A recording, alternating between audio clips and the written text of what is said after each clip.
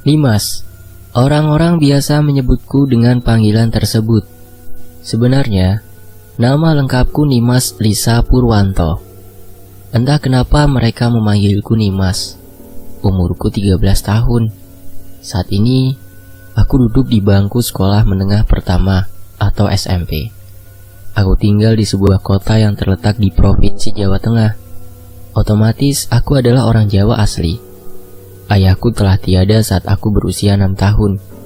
Jadi, aku tinggal bersama ibu dan seorang adik yang bernama Raka Bumi Purwanto. Adikku kini berusia 8 tahun, bersekolah di sebuah SD negeri kelas 3. Ibuku bekerja sebagai pedagang sembako di pasar. Ayahku tidak meninggalkan uang sepeser pun saat tiada, yang menyebabkan ibuku bekerja keras membanting tulang demi menyekolahkan anak-anaknya. Oleh karena itu, aku lebih menyayangi ibu ketimbang ayah, karena dulu ayah seringkali membentak ibu dan seringkali tak memberi ibu uang untuk makan. Ayah juga seringkali pulang malam, entah apa yang dilakukannya yang membuat ibu khawatir, hingga ibu seringkali tidak tidur untuk menunggu kedatangan ayah. Pernah kala itu aku menemani ibu menunggu ayah pulang. Tiba-tiba ada suara sepeda motor berhenti di depan rumah. Aku membuka jendela untuk memastikan itu ayah atau bukan. Namun yang aku lihat bukanlah ayah, tetapi seorang kakek-kakek yang mengenakan baju hitam sedang jongkok dan menggali tanah di depan pagar. Dengan sorotan mata yang tajam, kakek itu melihat ke arahku. Aku ketakutan, langsung menutup gorden dan lari memeluk ibu. Aku pun menceritakan semuanya kepada ibu, tetapi aku masih penasaran apa yang sebenarnya kakek itu lakukan. Adikku saat itu sudah tertidur lelap, jadi sampai sekarang aku belum cerita padanya. Sementara itu, jam dinding menunjukkan pukul 3 pagi. Saat aku ingin ke kamar mandi, suara teriakan anak kecil mengagetkanku. Ternyata suara itu berasal dari kamar Raka. Raka terlihat ketakutan melihat sudut ruangan di kamarnya. Aku berusaha menenangkannya. "Raka, kamu kenapa, Dek? Kamu mimpi buruk lagi ya?" kataku sambil memeluk Raka.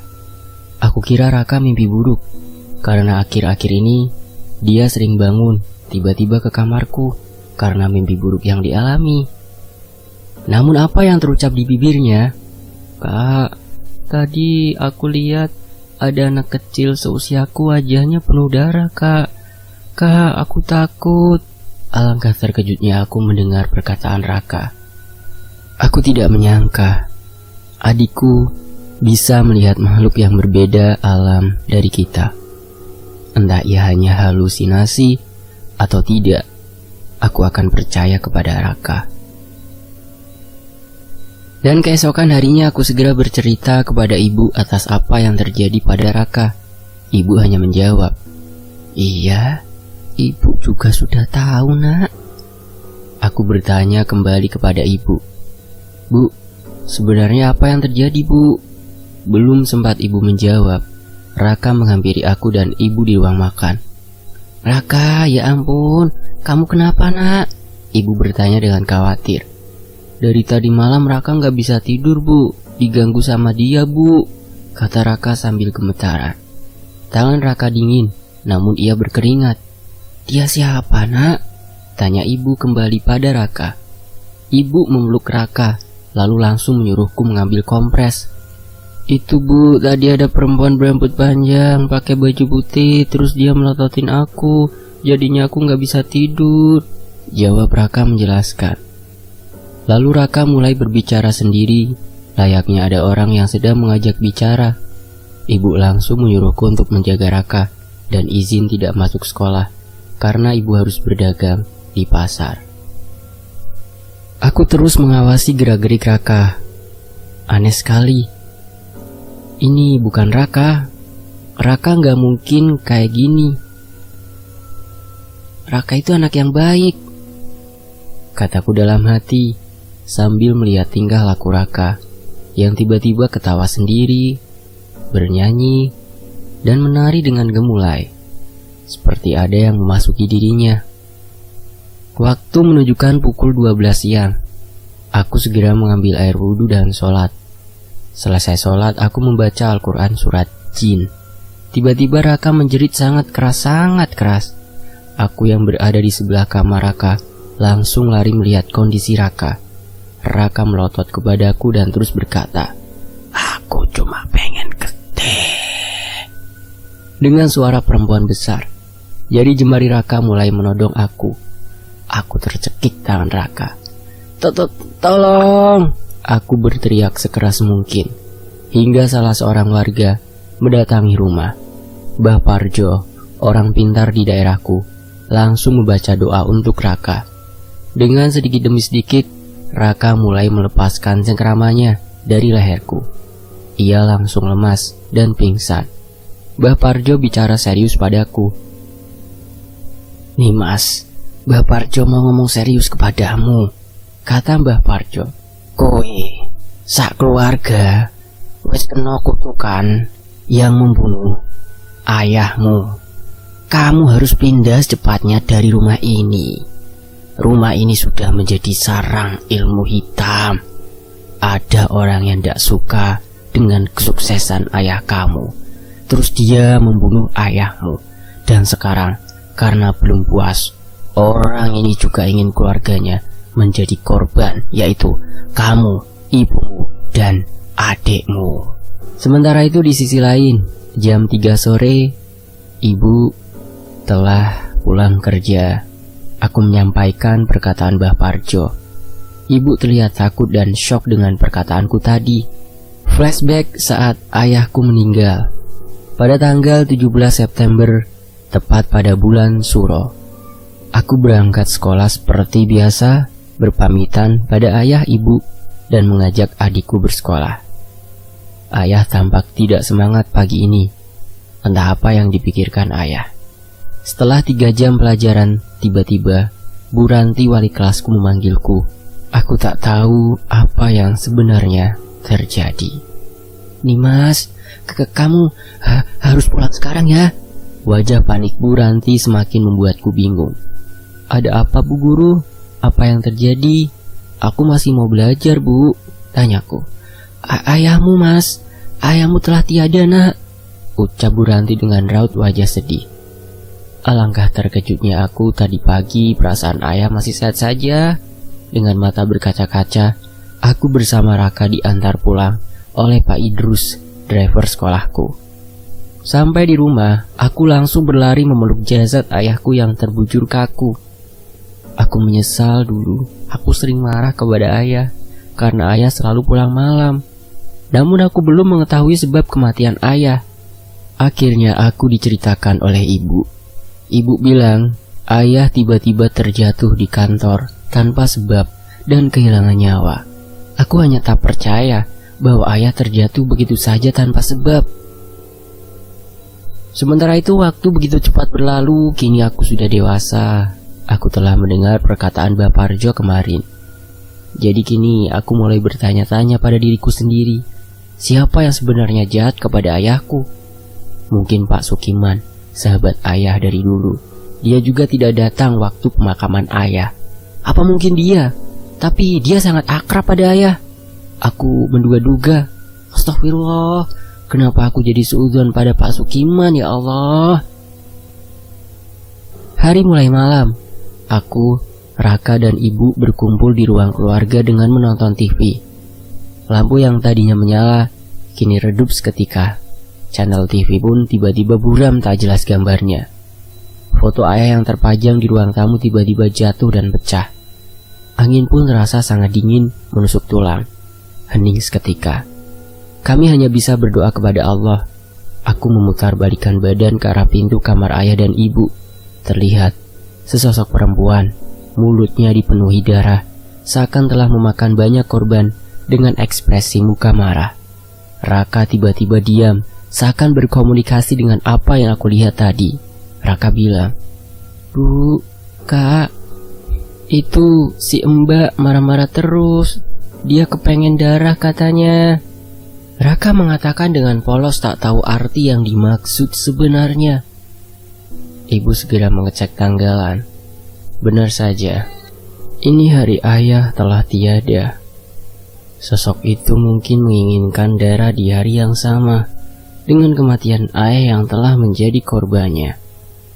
Raka tiba-tiba terdiam dengan kepala menunduk.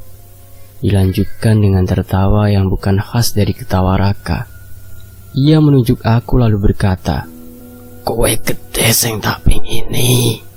Ucapnya dengan menggunakan bahasa Jawa, yang artinya, "Kamu darah yang aku inginkan." Aku lari menuju pintu keluar namun pintu terkunci. Aku terpojok dengan menodongkan pisau, ingin menusukku. Dan aku pun teriak saat lengan kananku tergores pisau. Lenganku mengeluarkan darah yang lumayan banyak. Ibu langsung menahan Raka yang saat ingin menusukkan pisau ke perutku. Raka dalam kondisi kesurupan. Dan ibu membisikkan doa kepada setan yang telah menggunakan tubuh Raka untuk perantara membunuh aku dan ibuku.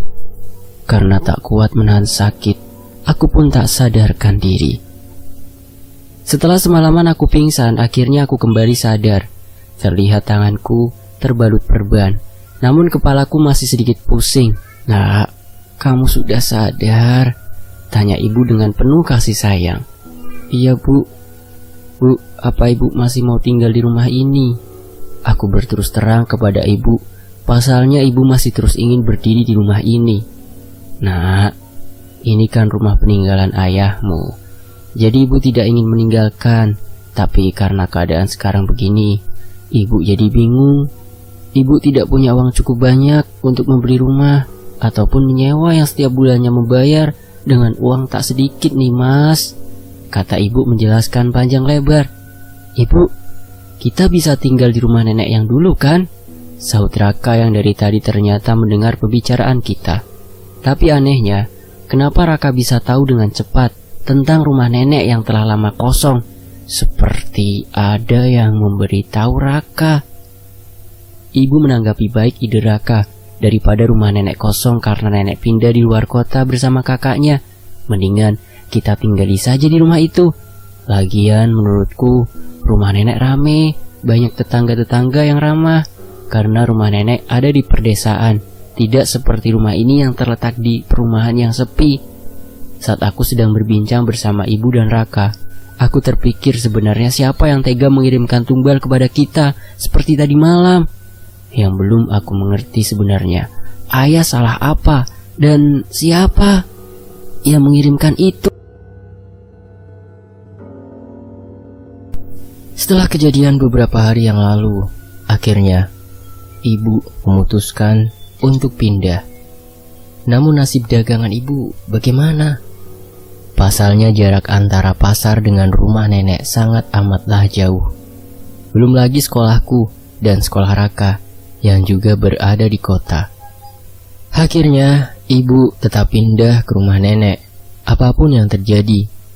Rencananya aku akan bersekolah di SMP negeri di daerah dekat dengan rumah nenek. Begitu pula dengan Raka yang akan bersekolah di SD yang dekat dengan sekolah SMP ku, agar dapat berangkat bersama. Hari ini adalah hari Minggu, hari di mana aku pindah ke rumah nenek. Tapi sebelum pindah, ada satu kejadian aneh yang aku alami. Aku yang saat itu sedang membersihkan halaman rumah, aku penasaran dengan tanah di mana di awal cerita ada seorang kakek tua yang mengubur sesuatu di dalam tanah yang ada di hadapanku ini. Pada akhirnya aku memutuskan untuk menggali tanah itu, dan alangkah terkejutnya aku dengan sebuah kain yang bertuliskan aksara Jawa yang tak jelas artinya. Namun aku susun kata demi kata hingga membentuk kalimat dalam badai jaluk gede. Hanya kata itu yang bisa aku rangkai. Tanganku gemetaran, keringat dingin membasahi tubuhku, bulu kuduk pun berdiri. Aku masih penasaran, lalu menggali lebih dalam lagi.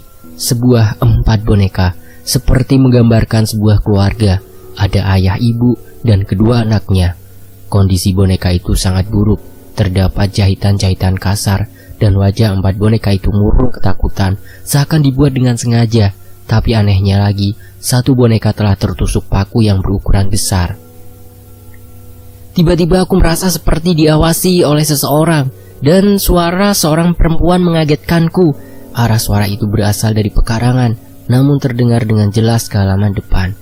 "Nimas!" Suara itu terus memanggilku. Aku langsung merapikan tanah yang aku gali dan membawa semua barang yang aku temukan tadi. Aku memberanikan diri untuk mengarah ke sumber suara itu. Saat aku sampai di pekarangan, aku terus mengikuti suara itu dan berakhir di sebuah pohon besar. Dahan-dahan dari pohon besar itu terlihat tertiup angin yang cukup kencang. Padahal aku melihat sekeliling, tidak ada satu pohon pun bergerak, hanya pohon itu yang bergerak. Aku melihat ke atas pohon dan melihat baju yang seringkali ayah pakai. Baju itu terlihat berbeda, banyak sekali bercak darah yang ada di baju. Dan kenapa juga baju ayah ada di atas sana? Pikirku. "Pak, kakak dipanggil ibu." Suara Raka membuyarkan pikiranku mengenai baju tersebut. Lalu aku melihat ke atas lagi, namun baju itu lenyap tak tahu di mana. Namun aku melihat bayangan perempuan berambut panjang sedang duduk di salah satu dahan besar pohon. Entah kenapa, kini aku menjadi sensitif dan dapat melihat hal-hal seperti itu semenjak kejadian malam itu. Aku langsung menghampiri ibu. Ibu memintaku untuk membantu memasukkan barang-barang ke kardus. Setelah selesai melaksanakan sholat duhur, aku pergi ke rumah nenek. Kita diantar oleh Pak Sastro, sopir keluarga. Di perjalanan aku sibuk melihat pemandangan kanan dan kiriku yang indah. Raka sibuk dengan mainannya, sedangkan ibu asyik mengobrol dengan Pak Sastro. Di sela-sela obrolan ibu dengan Pak Sastro, aku mendengar mereka sedang membicarakan ayah. Mata ibu tak dapat membendung air mata hingga menetes di pipinya. Sebenarnya, apa yang sebenarnya mereka bicarakan? Saat memasuki desa di mana rumah nenek berada, aku melihat banyak sekali sesajen yang terletak di bawah pohon, samping jembatan. Bahkan tidak sedikit yang memasang sesajen di depan rumah mereka masing-masing. Karena membuatku berpikir panjang, akhirnya aku bertanya kepada ibu, "Bu, itu kenapa banyak sesajen ya?" Lantas ibu pun menjawab, "Itu salah satu kepercayaan masyarakat di sini untuk terhindar dari sihir, malapetaka, dan makhluk halus yang terkadang jahil kepada kita." Aku langsung memahami yang dimaksud. Raka masih tertidur lelap, hingga tiba-tiba saat mobil melaju di depan sebuah gubuk tua yang reot, Raka kejang-kejang tangannya menunjuk ke arah gubuk itu. Ibu, aku, Pak Sastro panik. Pak Sastro memberhentikan mobil di tepi jalan. Lalu Pak Sastro mengambil kemenyan yang ada di salah satu sesajen di sawah. Dengan otomatis, Raka langsung mencium bau kemenyan yang menyengat sehingga membuatnya sadar. Dan pada akhirnya, kami sampai di rumah nenek. Namun karena rumah nenek tidak dihuni, jadi agak tidak terawat. Rumah nenek berarsitektur Jawa alias rumah joglo. Kulihat tembok rumah nenek telah rusak, atapnya juga hampir roboh. Di depan rumah terletak lukisan-lukisan tua. Kami pun memasuki rumah ini. Banyak foto-foto keluarga nenek yang berjejer dengan rapi di dinding, termasuk foto almarhum kakek dan ayah. Ada sebuah kursi goyang yang terletak di ruang keluarga yang membuatku takut. Lalu Pak Sastro menunjukkan kamarku dan Raka. Tepat di depan kamar kami, ada kamar ayah yang dipakai oleh ibu. Karena aku lelah, akhirnya aku tertidur. Lalu saat aku mulai tertidur lelap, tak ada angin, tak ada hujan, tiba-tiba pintu lemari terbuka lebar. Lantas aku langsung menutupnya. Tapi lagi-lagi, pintu itu terbuka yang membuatku kesal, yang mengharuskan aku untuk menutupnya lagi. "Ih, kenapa sih kebuka terus? Aku tuh mau tidur tahu." Dengan marahnya, aku mengucapkan kalimat tersebut. Tiba-tiba, pintu tersebut diam, tak lagi terbuka. Namun sekarang terdengar suara dari loteng, seperti ada suara orang berlarian di atas sana, yang membuat Raka terbangun. "Itu siapa yang lari-larian di atas sih, Kak?" tanya Raka. "Kakak juga nggak tahu itu apa, mungkin tikus, Dek," kataku menyembunyikan ketakutanku. Sebenarnya itu terdengar jelas, seperti langkah kaki yang berlarian. Suara itu masih terdengar hingga jam menunjukkan pukul 00 atau jam 12 malam. Telingaku masih aku tutupi dengan bantal agar tidak mendengar suara itu. Aku pun berusaha untuk tidak menghiraukan suara bising itu agar aku bisa tertidur pulas, karena besok hari pertama aku sekolah. Namun usaha itu sia-sia. Aku tetap tak bisa tidur karena terganggu. Akhirnya, aku melaksanakan sholat sunnah malam untuk berdoa kepada Allah agar bisa tidur tanpa gangguan.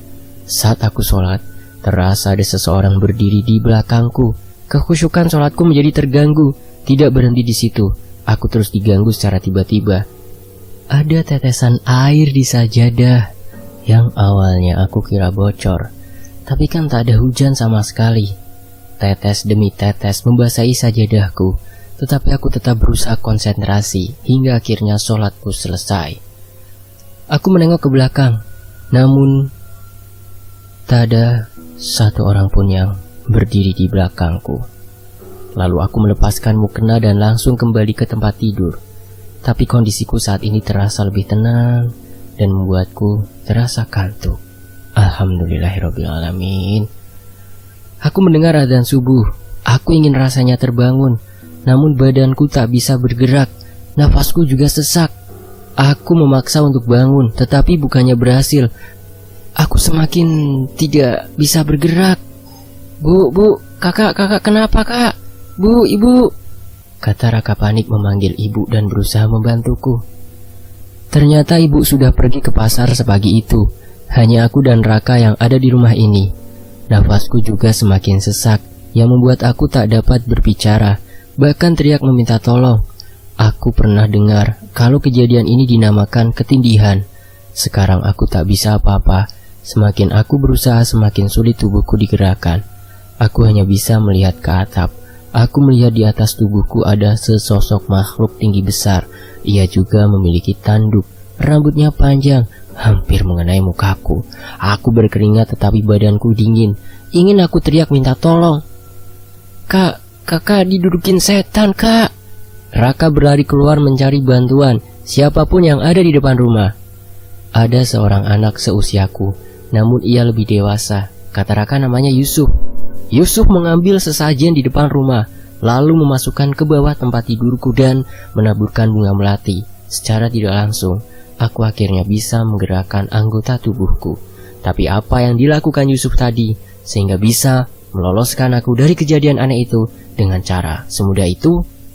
Aku pun berterima kasih pada Allah Subhanahu wa Ta'ala yang telah memberikan perantara bantuan dari Yusuf. Lalu aku melanjutkan dengan sholat subuh, walaupun agak terlambat. Assalamualaikum, Nimas, Raka. Ada Yusuf. Kamu lagi main sama Nimas dan Raka ya? Kata ibu mengucapkan salam dan menyapa Yusuf yang ketika itu sedang menemani Raka di ruang tamu. Aku heran, kenapa Yusuf begitu akrab dengan Raka secepat itu?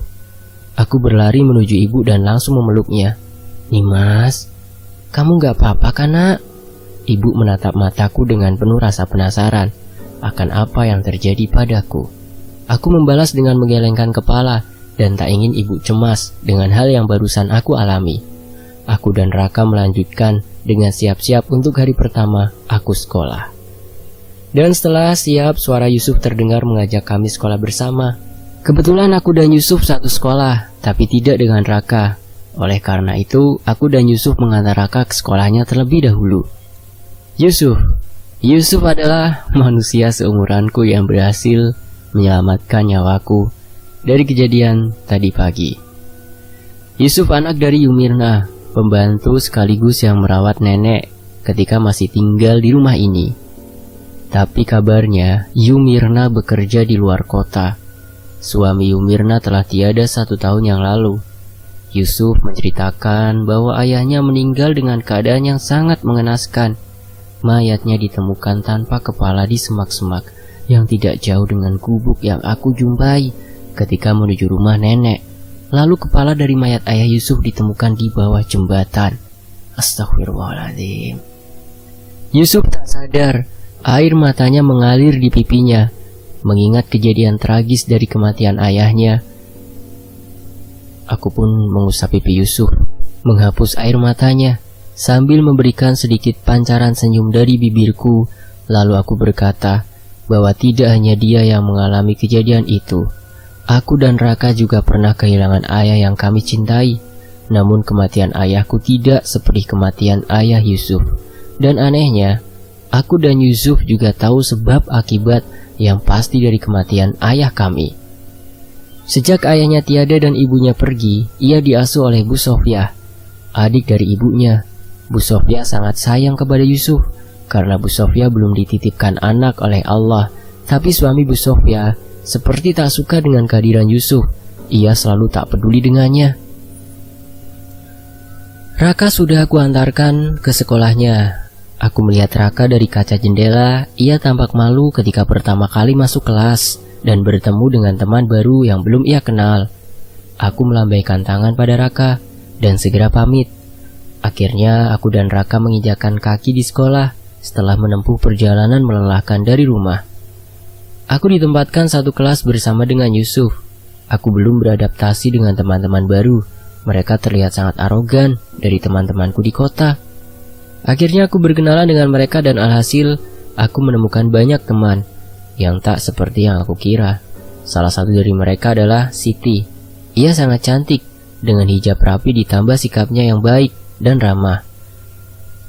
Aku asik berbincang dengan Siti. Di tengah perbincangan, Siti menanyakan alamat rumahku. Dan saat aku memberitahukannya padanya, Siti terkejut.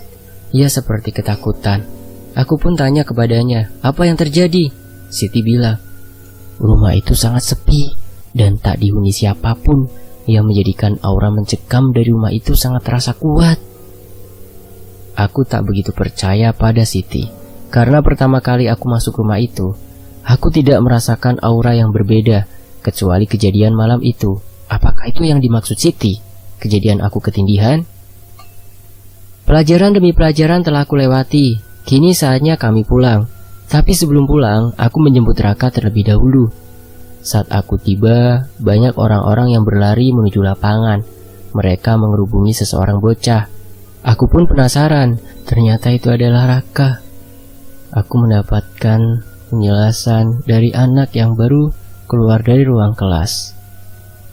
Dan dokter bilang Raka memiliki luka yang cukup parah. Dokter telah menjahit kepala Raka dengan 10 jahitan di kepalanya. Aku kaget dan menangis mendengar keadaan Raka.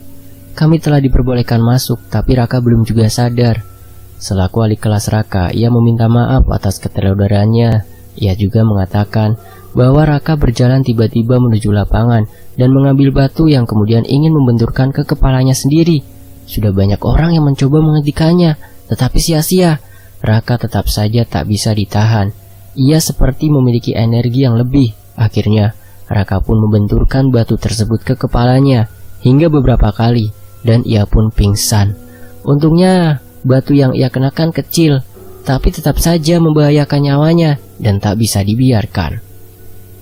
Dan setelah menunggu berjam-jam, Raka telah sadar, tapi ia masih belum diperbolehkan pulang.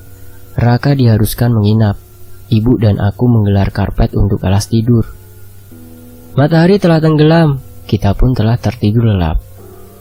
Singkat cerita, jam 21, tiba-tiba aku melihat ibu ke toilet. Saat itu juga aku melihat ibu seperti diikuti makhluk besar hitam, memiliki kuku yang panjang. Aku mengusap mata. Saat aku membuka mata, ibu sudah berada di kamar mandi. Lalu aku dengar teriakan ibu dari toilet.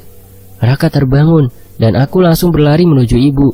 Ibu seperti berusaha membuka pintu, namun tak bisa. Ia menggedor-gedor pintu. Aku meminta bantuan cleaning service untuk mendobrak pintu tersebut. Akhirnya berhasil. Ibu terlihat sangat ketakutan. Mata ibu merah berkaca-kaca. Ibu kenapa, Bu? Tanyaku. Nih Mas, tadi darah banyak berceceran di mana-mana. Terus ada tangan besar yang memegang kaki ibu, yang membuat ibu nggak bisa bergerak. Badan ibu seperti digenggam berat sekali. Tulang-tulang ibu juga seperti patah, sakit banget, Nak. Ibu menjelaskan dengan panik.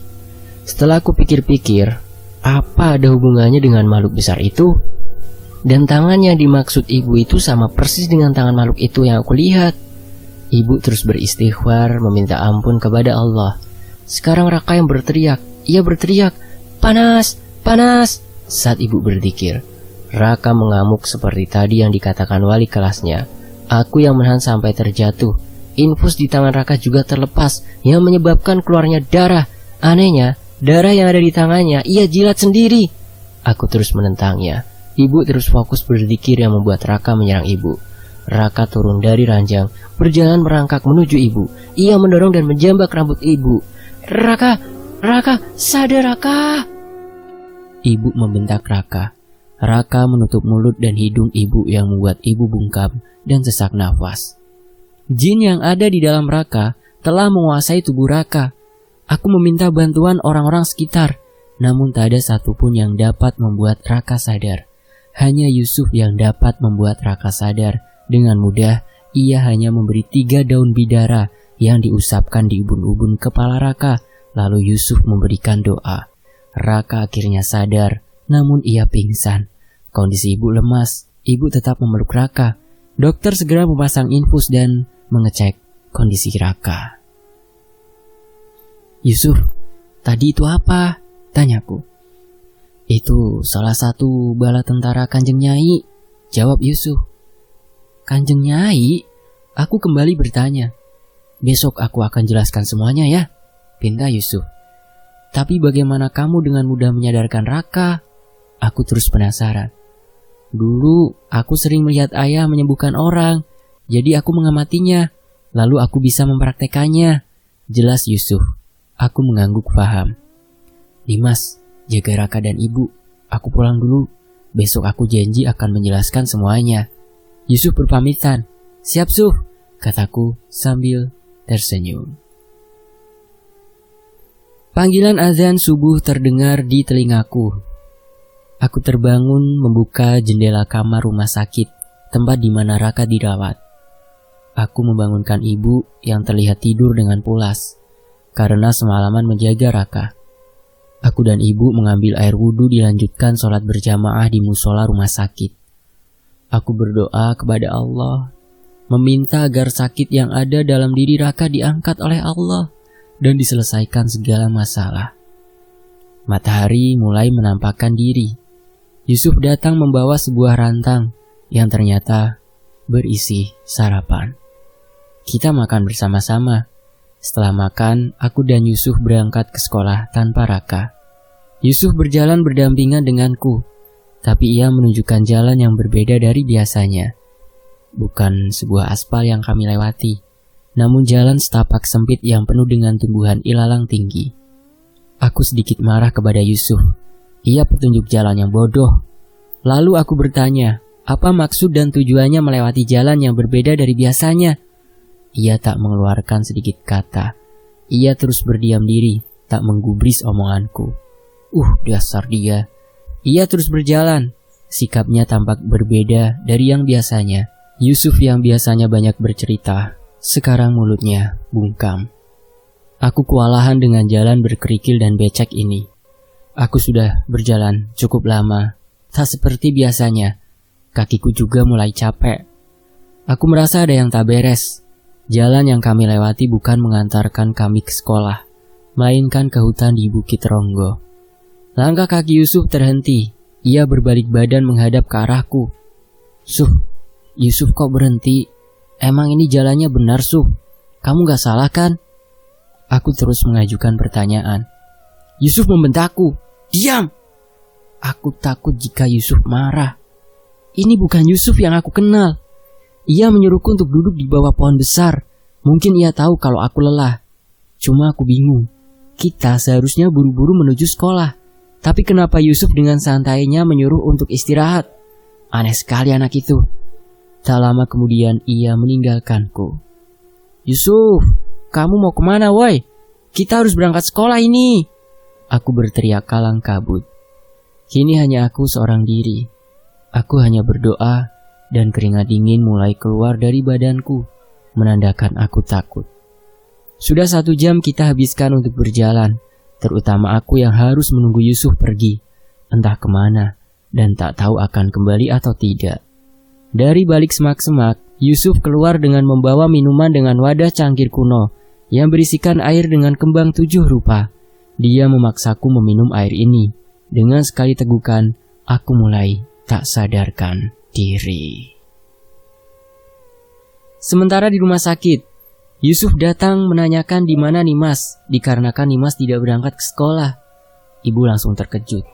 Yusuf, apa-apaan ini? Bukannya kamu tadi sudah berangkat, pergi bersama Nimas, lalu kamu memberi kami sarapan? Raut wajah Yusuf berubah, matanya bertatap kosong. Bu, saya sama sekali tidak datang ke sini, Bu, tadi pagi. Tadi pagi saya membantu Bu Sofia di rumah. Jangan-jangan, Bu, kita harus mencari Nimas, Bu, pinta Yusuf. Ibu langsung membawa tas mencium kening Raka yang ketika itu masih tertidur pulas. Ibu meminta suster untuk menjaganya. Ibu menutup pintu kamar rumah sakit dengan pelan-pelan. Dan ketika ingin melangkahkan kaki keluar, perut ibu terasa mual. Ia langsung menuju wastafel kamar mandi yang ia keluarkan dari mulut bukanlah sisa nasi tadi, namun paku-paku kecil dan rambut hitam yang panjang. Paku tersebut melukai daerah mulut ibu dan mengeluarkan darah. Ibu syok dan takut, air matanya pun menetes melihat sebuah benda tajam yang ia keluarkan tersebut. Para suster dan dokter segera menolong ibu. Yusuf bertanya kepada ibu, apa makanan yang dibawa seseorang yang menyerupainya? Lalu ibu menjawab, dia membawa nasi putih dengan daging sapi dan mie goreng. Lalu Yusuf seperti mendapat gambaran bahwa yang dimakan bukanlah nasi, melainkan paku-paku kecil yang jumlahnya tak terbatas. Lalu daging yang dimaksud bukanlah daging sapi. Daging itu sebuah daging dari monyet betina, dan mie itu adalah rambut manusia mati. Makanan tersebut biasa ditemukan di sesajen. Yusuf tak membuang banyak waktu. Ia mengambil keputusan untuk mencari Nimas. Lalu Yusuf di tengah perjalanan bertemu seorang wanita tua yang berpakaian kebaya hijau. Lalu ia mengatakan, perjanjian durung lunas. Telong jiwa meneseng kudu dipateni kanggo lunasi janji. Yang artinya seperti ini teman-teman. Perjanjian belum lunas, 3 jiwa lagi yang harus dibunuh buat melunasi janji. Yusuf bersimpuh, kepalanya menunduk seperti seorang yang menyembah. Tak salah lagi, ia adalah utusan Kanjeng Nyai bernama Mbok Sri. Mbok Sri duduk dengan anggung di sebuah batu besar, dan sosok Mbok Sri menghilang dengan senyuman. Yusuf tak menyangka, Ibu Raka dan Nimas adalah 3 korban terakhir setelah bapaknya Yusuf dan ayahnya Nimas sendiri. Tapi siapa 2 jiwa sebelumnya? Dan siapa yang melakukan perjanjian ini? Dan terlintas di pikirannya bahwa jiwa yang menjadi korban merupakan darah keturunan dari yang melakukan perjanjian. Berarti, kalau benar ayah menjadi korban, ayah masih satu darah keturunan dengan ayahnya Nimas. Yusuf berkata dalam hati sambil terus memanggil nama Nimas. Sementara itu, kubuka kelopak mataku. Aku di sini Nimas ya. Aku berada di tempat berbeda dari yang tadi. Kini aku berada di sebuah tempat indah. Di sekelilingnya terdapat tembok besar berarsitektur Jawa. Aku duduk bersimpuh, menghadap lurus ke arah singgasana nan megah. Tak ada seorang pun yang duduk di atas kursi tersebut. Mataku mengamati sekeliling, hening dan sejuk yang aku rasakan. Kicauan burung kecil membuat suasana semakin tentram. Tak pernah kurasakan ini sebelumnya.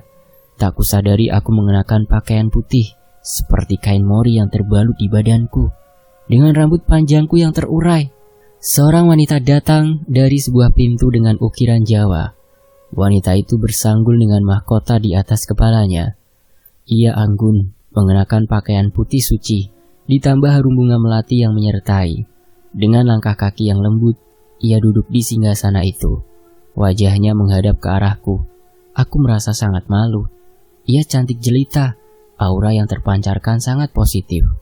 Yang terlintas di pikiranku beliau adalah Kanjeng Nyai, nama yang pernah dikatakan oleh Yusuf waktu itu.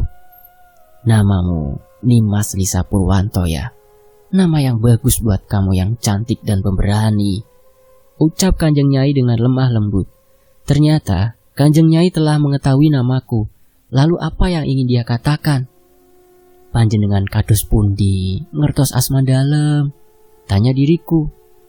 Secara spontan aku fasih berbicara dengan bahasa Kromo Jowo. Kanjeng Nyai membalas dengan senyuman yang manis. Entah ada angin apa, mataku mulai buram, tak melihat setitik cahaya apapun. aku mulai membuka kedua mataku. Tepat di depanku ada seseorang menghadap ke belakang. Saat ia membalikkan badan, ternyata dia Yusuf. Dan aku tidak berada di tempat yang tadi, melainkan di sebuah gubuk reot. Wajah Yusuf semakin pucat.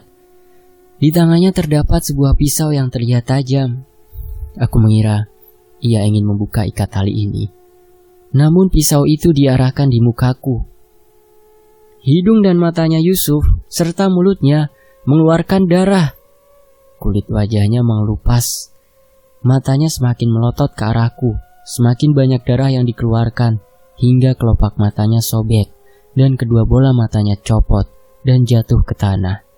Badannya semakin membesar, wajahnya semakin tak karuan. Darah pun keluar di sekujur tubuhnya.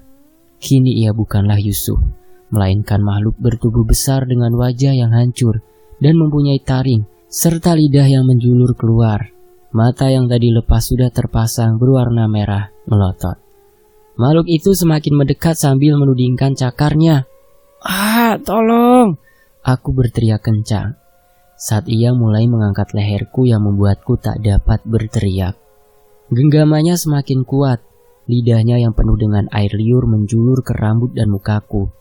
Aku terus mengingat Allah dan berzikir dalam hati sambil memejamkan mata. Lalu tak selang beberapa lama, Yusuf datang membawa keris dan membelah tubuh makhluk tersebut dengan sekali pangkas. Tubuhku jatuh ke tanah melihat darah di mana-mana dan usus makhluk itu menjalar tak karuan, membuatku lemas. Tangan Yusuf membantuku berdiri, kutolak, dan aku berusaha untuk lari sekencang mungkin menuju keramaian. Karena pikiranku masih trauma. Aku sampai di depan rumah nenek, masuk dan mengunci pintu, duduk di sofa menghadap jendela. Di samping sofa ada kursi goyang yang bergerak dan aku pun mulai panik. Bukannya hantu melainkan kakek duduk di kursi dengan muka pucat. Kek, ini beneran kakek? Aku memastikan sambil memegang tangannya yang dingin. Kakek melihat ke arahku, mengelus rambutku dan meraba mukaku. Cucuku sudah besar, cantik wajahnya. Maafkan kakek ya Nimas. Nimas tolong selesaikan kutukannya. Cuma kamu satu-satunya keturunan Kanjeng Nyai. Masuklah ke kamar belakang. Carilah pusaka yang ada ukiran macan. Ucap kakek dengan air mata mengalir deras di pipinya. Belum sempat aku menanya, ia telah menghilang. Aku baru mengingat setelah perbincangan singkat ini bahwa kakek telah tiada sejak aku berusia 4 tahun. Siapa yang tadi menemuiku? Aku langsung beristighfar. Astagfirullah. Mengingat Allah. Aku turuti perintah kakek. Aku berjalan menuju kamar itu. Kamar itu sulit terbuka. Gagang kuncinya pun sudah mulai keropos. Sebelumnya aku belum pernah memasukinya. Karena ibu bilang ruangan itu hanyalah gudang. Cekrek! Pintu terbuka. Lantai diselimuti debu yang tebal. Ada sebuah rak di sampingnya. Ada sebuah pintu seperti yang aku pernah lihat. Pintu itu seperti pintu ketika aku bertemu Kanjeng Nyai. Dengan ukiran megah pintu ini tetap berdiri tak berdebu. Seketika pintu itu terbuka. Aku memasukinya. Ada sebuah keraton mewah beserta prajuritnya yang mengenakan pakaian khas keraton Jawa. Suara gending Jawa terdengar dengan penari yang melenggak-lenggok menyambutku. Aku diberikan sebuah pakaian layaknya keluarga keraton. Ada satu pelayan yang menuntunku ke sebuah singgasana yang sudah diduduki seorang ratu yang cantik sekali. Tak ada yang menandinginya. Ia adalah Kanjeng Nyai, namun tampak berbeda dari yang sebelumnya. Kini ia mengenakan mahkota dengan pakaian yang glamor. Nimas, tadi saya minta maaf. Saya hanya ingin menghilangkan ingatanmu saat kamu telah bertemu dengan saya. Saya sengaja memberitahukan kamu tentang apa yang sebenarnya terjadi. Namun saya ingat wasiat kakekmu untuk memberikan ini dan tidak memberitahukan padamu selain pusaka ini. Lagi-lagi aku tak paham. Ia memberikan sebuah kotak berbentuk persegi panjang. Lalu Kanjeng Nyai mempersilahkan untuk keluar dari keraton. Setelah aku keluar, ku buka kotak tersebut yang berisi sebuah barang yang terbalut dengan kain. Barang tersebut merupakan keris. Kain yang membalut bertuliskan sebuah pesan yang berisi ada sebuah janji untuk dibayar. Dulu, kakek dan 7 keluarga kakek melakukan perjanjian kepada Kanjeng Nyai untuk membangkitkan penguasa roh kencono, sebuah ilmu hitam terkuat di tanah Jawa. Sebagai gantinya, setiap keluarga harus mengorbankan nyawa.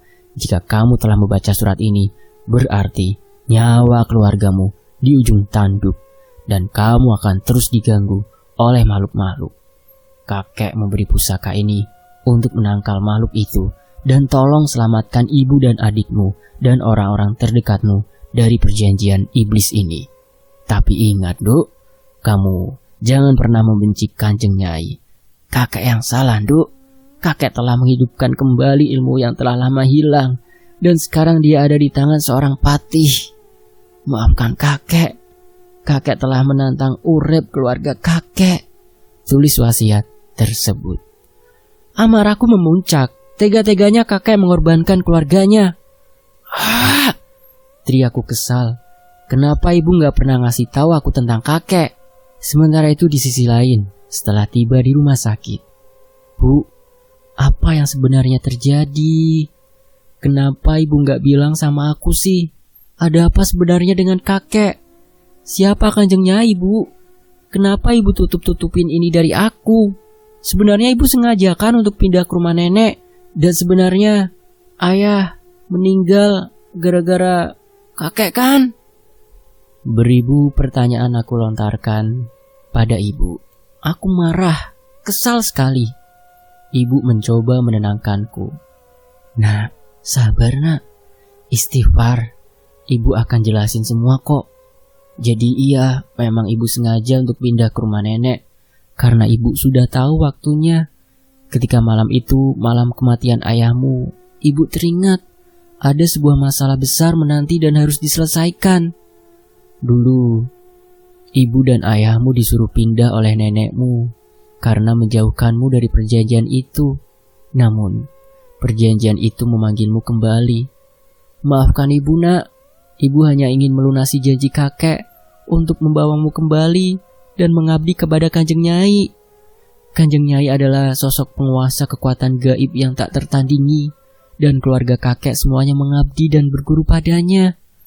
Awalnya baik-baik saja, namun kakekmu menghidupkan kembali roh kencono, sebuah ilmu hitam terkuat, dan kakek harus mengorbankan semua anggota keluargamu, ayahmu, mencoba untuk mengalahkan roh kencono, dan ayahmu hanya berhasil mensegelnya sampai pengendali roh kencono datang. Satu orang yang memiliki weton lahir yang sama dengan kakek ialah yang bisa mengendalikan roh kencono dan menjadi abdi keraton setelah kakek. Orang itu adalah kamu, nak. Makanya kakek buat surat wasiat itu. Nak, umur ibu sudah sedikit. Tolong selamatkan adikmu dan semua warga. Karena jika roh kencono itu hidup kembali, ia akan mengambil semua roh manusia dan dijadikan sebagai budaknya. Dan beberapa hari lagi roh kencono akan bangkit, tepat pada hari di mana ia dihidupkan oleh kakekmu. Kamu harus kuat, nak, menghadapi gangguan dari bala tentara roh kencono dan roh kencono akan terus mengganggu korbannya. Jelas ibu panjang lebar. Dari belakang terlihat Yusuf dengan nafas terengah-engah kecapean berlari. Kamu kenapa, Tosuf? Tanya ibu. Tadi Yusuf cari Nimas dan Yusuf ngikutin Nimas. Yusuf lihat Nimas jalan sama makhluk besar banget. Warnanya hitam banyak bulunya. Yusuf ikutin, malah mereka berdua ke bukit dan ngilang. Terus Yusuf bertemu Eyang Ratu dan Eyang bilang ke Yusuf, roh kencono wes ono sing duwe, sudah ada yang punya katanya. Dan Yusuf tanya lagi pada Eyang, siapa Eyang dia? Dia jawab katanya Nimas, dan beliau suruh Yusuf untuk menolongnya di gubuk. Dan disitulah Yusuf bertemu Nimas dan Eyang. Eyang juga ngasih keris ke Yusuf. Kata Yusuf menunjukkan keris itu. Aku ternganga. Keris itu mirip keris pusaka yang diberikan kakek. Sementara itu malam hari saat aku tertidur pulas datang sebuah mimpi. Di dalam mimpi, aku melihat wanita cantik mengelus rambutku. Jari telunjuknya menunjukkan sebuah api yang berkobar sangat besar. Ia menuntunku melewati kobaran api itu, dan lagi-lagi aku melihat keraton, dan wanita itu Kanjeng Nyai. Ia memberikan mahkotanya padaku, mengelus lembut pipiku. Beliau memegang tanganku dan mengatakan, "Semua ada di tanganmu, Nduk." Esok harinya, aku masih terpikirkan dengan mimpi semalam. Apakah aku bisa menjalankan perintah kakek? "Nimas, kamu masih takut sama aku? Lupain aja Nimas masalah kemarin," ucap Yusuf sembari duduk di bangku kelas. "Berisik, diem toh," ucapku dengan ketus. "Digala epok, padahal aku mau kasih tahu sesuatu," ucapnya. Tanganku ditarik olehnya mengajakku ke belakang sekolah. Yusuf mulai berbicara dengan pelan. "Tadi pagi jam 3, ada orang meninggal, dan gak ada yang tahu penyebabnya. Mayatnya berlumuran darah dengan kepala dipenggal, serta tangan dan kakinya terikat. Karena keluarganya malu dengan kondisinya, akhirnya mayatnya langsung dikubur." Yusuf bicara dengan dahi dikerutkan. "Innalillahi, sekarang dia dikubur. Terus kamu ngerti toh?" tanyaku. "Lah kan dia masih saudaraku nih Mas, dan juga masih keluarga kakekmu. Cuman ya kamu gak bakal ngerti," jelas Yusuf. "Anterin ke tempat mayat ditemukan tadi sekarang." Entah apa yang kupikirkan, tiba-tiba aku penasaran dengan kejadian tersebut. Yusuf menolak, karena ini masih jam sekolah. Namun aku terus memaksanya. Sesampainya di sana, bau anyir darah masih tercium. Walau banyak koran yang menutupi, mataku mulai berkunang-kunang. Aku melihat sebuah rangkaian peristiwa. Ada sebuah kereta kencana lengkap dengan kuda dan kusir. Anehnya, kusir tersebut menggunakan pakaian seragam kerajaan tanpa kepala, dan darah menodai warna hijau pakaian yang ia kenakan. Kereta kencana seperti menjemput seseorang di sebuah rumah. Lalu keluarlah si pemilik rumah, dan pemilik dibawanya pergi. Tepat di tempat kini ku berdiri, kereta kencana berhenti. Keluar bapak tua yang tadi dengan keadaan tangan terikat di belakang. Di belakangnya aku hanya melihat bayangan seseorang di tanah, dan ia mengeluarkan sebuah senjata panjang yang mendarat tepat di leher si bapak tua. Darah memuncrat di mana-mana. Kepala si bapak terlempar dengan mata yang masih terbuka lebar. Napasku terengah-engah, dan sadar itu semua hanyalah alam bawah sadarku. "Kamu kenapa? Jangan ngelamun," kata Yusuf sembari mengelus pundakku. "Suf, kita harus cepat pulang. Ada yang mau aku omongin." Aku mengajak Yusuf kembali, karena tak mungkin aku bercerita di tempat kejadian. Singkat cerita, kami sampai di rumah. Aku bilang kepada Yusuf bahwa aku tahu kejadiannya, serta memberitahukan. "Kereta kencana?" tanya Yusuf menggaruk rambutnya. "Iya, tadi aku lihat kereta kencana, tapi aku lihat kusirnya gak ada kepalanya," jelasku. "Itu kereta kencana roh kencono yang mau menjemput nyawa korbannya. Orang yang mau dibunuh, kepalanya dipenggal. Pak Kusir tadi salah satu korban yang dijadikan budak ilmu gila tersebut," kata Yusuf. Seketika bulu kuduku berdiri. Dering telepon rumah berbunyi. Aku menjawab, rupanya itu suara ibu dari rumah sakit. "Halo? Iya, ini siapa?" "Loh Nimas, kok kamu di rumah?" Iya bu, tadi Nimas izin, kepala Nimas sakit." Aku memberi alasan. "Nduk, Raka nduk." Suara ibu bergetar menahan tangis. "Kenapa bu? Raka kenapa?" "Kamu harus cepat ke rumah sakit. Ini soal Raka." Suara telepon rumah terputus. Aku bergegas menuju rumah sakit bersama Yusuf. Karena panik, aku hampir saja tertabrak sepeda motor. Aku sampai di kamar rumah sakit. Terlihat Raka berbaring dengan mata terbuka lebar, memerah, dan muka pucat, tak bergerak di ranjang. Entah apa yang terjadi pada Raka. Dokter dan suster telah angkat tangan. Aku tak ingin Raka kenapa-kenapa. Aku terus menanyainya tentang apapun itu. Sudah 5 jam sejak tadi pagi, hingga kini keadaan Raka seperti itu. Ibu yang duduk di samping Raka terus membaca doa kepada Allah. Badannya kejang-kejang dengan tiba-tiba. Ia berteriak sangat kencang. Bahkan semua orang di lantai ini mendengar teriakannya. Ia loncat dari tempat tidur dan menari-nari. menari begitu dan teriak terus-terusnya seperti itu. Hingga ibu memutuskan membawa pulang Raka dari rumah sakit. Raka dibawa pulang dengan kondisi tangan dan kakinya terikat tali. Aku menangis melihat kondisi Raka. Yusuf yang sedang duduk di sampingku terlihat terus berdoa, berzikir pada Allah. Kami pulang ke rumah diantar ambulan. Raka ketika memasuki rumah diam, tak lagi bertingkah aneh. Lalu ia memasuki kamar dan berbaring di ranjang. Ibu terlihat biasa saja. Sudah beberapa kali kejadian ini terulang. Apa yang sebenarnya terjadi? Raka masih mengurung diri di dalam kamar. Hingga waktu makan malam tiba, aku membujuknya untuk makan. Karena sejak tadi siang, ia belum makan. Saat ku bujuk dengan halus, ia tertawa kencang, lalu mengelus rambutku layaknya orang dewasa. Nimas, kamu satu-satunya harapan yang bisa nolong kita sendiri. Semuanya. Dengan suara besar. Aku menaikkan alis menggaruk rambut yang tak gatal karena bingung. Raka memegang dahiku, menutup mataku. Saat ku tutup, aku melihat bayangan seperti tadi, namun dengan kejadian yang berbeda. Aku berada di sebuah hutan lebat, bahkan sinar mentari tak mampu menembus jutaan dedaunan di atas pohon. Tapi anehnya, bau busuk menyengat di hidungku. Saat mataku melihat ke bawah, aku melihat tumpukan mayat di sepanjang jalan setapak. Dengan darah yang berlumuran, aku terus berjalan menyusuri jalan di tengah hutan. Mayat-mayat tersebut tak hanya ditumpuk, namun juga digantung di atas pohon besar dengan bagian tubuh yang tak lengkap. Aku semakin jauh berjalan hingga masuk ke dalam sebuah gua. Ku telusuri lorong hingga menuju ujung. Ada sebuah sesajen berupa perhiasan emas, rambut manusia, kepala kambing, dan dikelilingi kembang 7 rupa.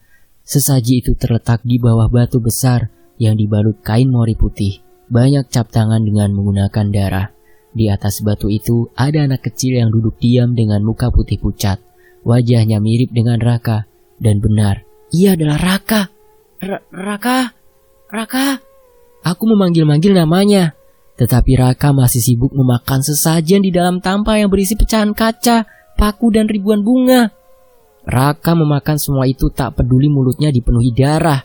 Raka spontan mengambil keris dan menancapkannya ke kepalaku. Darah mulai mengalir dari ubun-ubunku hingga ke wajahku yang telah tertutup darah. Aku pun tak sadarkan diri. Mas, Nimas, bangun Nimas. Suara Yusuf mulai terdengar sayup-sayup di telingaku.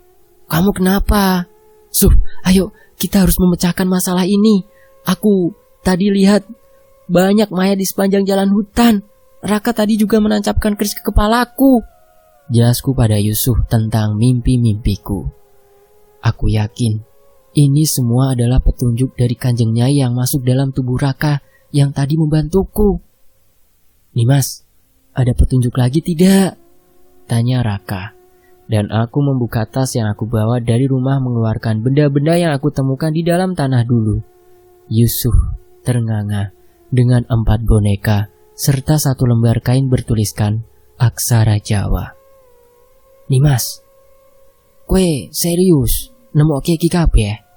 Kabeh benda iki perantara kanggo mbangkitke Roh Kencana sing biyen ilmu iku pernah dikuasai karo 7 keluarga, termasuk simbahmu sebagai orang tertua di keluarga Gentolo. Setelah itu, karena kakekmu meninggal, Roh Kencana ndak ada yang mengendalikan.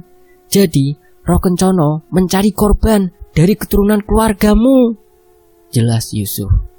Namun aku bingung, dari kemarin ibu dan kakek terus berkata Roh Kencana. Namun aku belum mengetahui apa itu. Dari kemarin itu aku mendengar terus tentang Roh Kencana. Tapi aku gak mudeng, gak tahu tentang ilmu Roh Kencana itu. Kuajukan pertanyaan. Iku loh, ilmu yang bisa membantu penggunanya kuat, tidak bisa dibunuh, dan bisa mengusir kekuatan jahat. Tapi ada syaratnya. Orang yang mau menggunakan ilmu dan syaratnya ada 7 kepala keluarga dan harus mengucapkan perjanjian yang namanya perjanjian nantang urip. Dari 7 orang, hanya akan ada 1 orang yang bisa menguasai kekuatan penuh Roh Kencana. yaitu satu orang itu harus mengorbankan keluarganya semua, kecuali keturunan suci yang terakhir. Lalu Yusuf membawa boneka itu. Malam pun tiba. Saat aku telah tertidur pulas, ku dengar ketokan pintu. Ibu terdengar membukakan pintu. Bule Marni, seorang tetangga sekaligus saudara kami, terlihat panik. Ibu mencoba menenangkannya. Rita, suara bule bergetar pilu. Ono opo to, Lek? Tenang, Lek, tenang. Rit, anakku sama suamiku, Rit. Bule tak kuasa menahan tangis. Ibu segera membangunkanku, mengajakku ke rumah Bule Marni. Padahal ini tengah malam. Ibu mengunci kamar Raka. Aku bergegas mencuci muka dan masih memakai baju tidur. Sampailah kami di rumah Bule Marni. Bau busuk mayat mulai tercium saat aku memasuki kamarnya. Rimbi, anak perempuan Bule, telah terbujur kaku dengan luka sayatan di lehernya. Di sampingnya ada mayat Om Ridwan dengan kepala dan badannya terpisah, kata Bule. Ia melihat ini semua saat ia baru pulang dari tempat kerjanya. Tiba-tiba, kepalaku mulai berkunang-kunang lagi seperti tadi. Di mataku aku melihat gambaran peristiwa Om Ridwan yang sedang asyik menonton TV dan Rimbi yang sedang bermain boneka terlihat baik-baik saja sebelum datang sebuah bayangan hitam yang masuk dalam tubuh Om Ridwan. Tanpa waktu lama, Om Ridwan menyeret Rimbi dan dibawanya ke dapur. Om Ridwan mengambil pisau dan disayatkan ke bagian leher Rimbi. Rimbi yang tak berdaya mencoba berteriak, namun naas, maut telah menjemputnya. Bayangan besar dan mempunyai bulu lebat dengan pedang itu keluar dari badan Om Ridwan. Pedangnya mendarat di kepala Om Ridwan. Aku kembali sadar dan ada rasa marah dalam diriku dan ingin segera menyelesaikan ini. Ibu memanggil Pak RT dan beberapa warga untuk segera mengubur jasad agar tidak membusuk lebih lama. Esoknya, aku diajak Yusuf ke suatu tempat di bukit. Di tengah rimbunya bukit ada sebuah candi tua. Betapa terkejutnya aku melihat candi ini. Ukurannya tak begitu besar, namun candi ini sepertinya telah lama ditinggal. Mas, ini tempat roh kencono. Kita nggak boleh macem-macem. Aku melihat sekeliling candi. Lalu datang dari arah belakang Ki Mukti dengan pakaian Jawa lengkap. Ki Mukti, beliau adalah seorang juru kunci yang ditugaskan Kanjeng Nyai untuk menjaga roh kencono setelah kakek. Cahayu, Cah ganteng, umur Simba sudah ndak lama lagi. Kekuatan Simba sudah ndak sanggup lagi. Roh kencono makin lama makin kuat. Ki Mukti menyuruhku pulang, mengambil keris dari kakek dan boneka yang aku temukan untuk melihatkanku bagaimana wujud sebenarnya dari roh kencono. Aku kembali ke candi bersama Yusuf. Aku duduk bersimpu di depan candi. Telah datang Ki Mukti di sampingku mengucapkan mantra.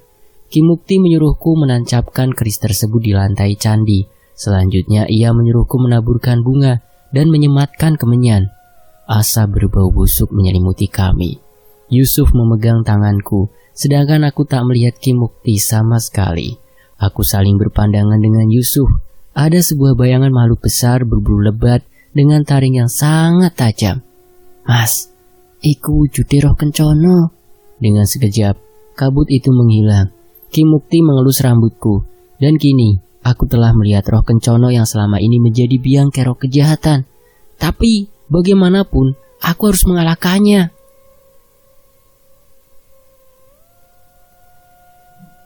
Beberapa hari setelah aku bertemu roh kencono, tak ada gangguan apapun, hingga malam ini tiba. Malam di mana dibangkitkannya roh kencono. Desa ini sepi setelah usai waktu Isya. Tak ada satu warga pun yang berani menampakkan diri di luar rumahnya. Angin malam bertiup kencang, membuat daun-daun berterbangan. Aku merebahkan diri di kamar bersama ibu dan Raka. Malam ini kami tidur bersama, karena untuk menjaga satu sama lain. Aku dan Raka memeluk ibu. Suasana malam ini benar-benar berbeda. Nak, malam ini ibu berpesan pada kalian. berdoalah pada Allah dan jangan pernah ada yang keluar ataupun ribut ya. Ibu menasihati kami dengan suara lirih. Kami tak ada yang berani berkata-kata. Aku tak tahu apa yang akan terjadi malam ini. Hingga malam mulai larut. Aku mulai terbuai dalam mimpi. Tapi Raka nampaknya masih terjaga. Ibu yang kelelahan berdagang tadi pagi tertidur pulas. Dengan mata sayup-sayup, aku membujuk Raka untuk tidur. Tapi entahlah, aku tak bisa membujuknya karena mataku tak kuasa menahan kantuk yang dahsyat, tak seperti biasanya. Ayam berkokok, urat merah telah nampak di langit. Selesai melaksanakan sholat subuh, aku mencari ibu yang tak nampak di rumah. Di luar rumah sudah ada Yusuf yang menungguku. Loh, Suf, kok ndak pakai seragam toh? Aku menanyakan pada Yusuf. Mas, aku menghampiri kamu bukan untuk sekolah. Ada hal yang penting, ikut aku sekarang yuk, ucap Yusuf. Aku harus izin ibu dulu, kalau ndak ibu marah, jelasku. Ayo nih mas, harus cepat, ayo ikut aku, Yusuf memaksaku. Di sebuah tanah lapang, di desa, sudah ada kerumunan warga. Ibu yang dari tadi aku cari juga ada di sini. Namun aku belum nampak kehadiran Raka, entah di mana dirinya. Kudekati kerumunan orang di tengah lapangan tersebut. Lagi-lagi ada korban roh kencono. Beda dengan yang dulu, kini ada 5 korban. Mas Tarji, Pak Nawi, Nyu Masnah, Mbak Maryam dan Kang Dani. Semua korbannya terkapar di tengah lapangan dengan kondisi badan dan kepalanya terpisah, serta darah yang menyelimutinya. 5 orang tersebut dekat denganku maupun ibu, yang membuat ibu tak berhenti mengeluarkan air mata. Dan semua warga telah mengerti penyebab kematian ini. Tak ada satupun yang melapor pada pihak polisi. Tapi anehnya, tak ada yang melihat kejadian tersebut, bahkan pihak keluarganya. Aku lagi-lagi tak sadarkan diri dan melihat serangkaian peristiwa tersebut. Dimulai saat malam sunyi, semua warga memasuki rumah. Tapi aku melihat sosok bayangan besar mengikuti 5 orang tersebut memasuki rumah setelah sholat Isya di masjid. Bayangan itu masih berada di belakangnya hingga waktu menunjukkan pukul 2 dini hari. Secara tiba-tiba, mereka jalan dengan mata tertutup menuju tanah lapang. Yang pertama sampai adalah Nyu Masnah, disusul Pak Nawi, lalu Mas Tarji, Mbak Maryam dan Kang Dani. Mereka duduk bersimpuh dan sosok bayangan tersebut berubah wujud menjadi sosok roh kencono, persis yang aku lihat 2 hari yang lalu. Roh kencono menjambak rambut Nyu Masnah. Ia tampak kesakitan, tapi entah ia tidak berteriak sama sekali. Badannya terangkat dan pedang panjang berhasil menebas kepalanya. Darahnya memancar kemana-mana. Yang kedua Mas Tarji, pria dengan kumis tebal dan berkulit sawo matang itu mendapat tamparan keras dari pipi kanannya sampai tak sadarkan diri. Lalu pedang itu berhasil menangkas kepalanya. Darah Mas Tarji memuncrat dan bersatu dengan darah Nyu Masnah. Korban ketiganya adalah Kang Dani. Pertama-tama roh kencono mencekek terlebih dahulu lehernya. Pedang yang masih berdarah itu dihempaskan dari udara ke lehernya. Beda dengan ketiga korban tadi, Mbak Maryam dan Pak Nawi yang aku lihat roh kencono langsung menebas kepalanya bersamaan karena posisinya bersebelahan. Padanganku mulai pudar. Aku telah tersadarkan diri.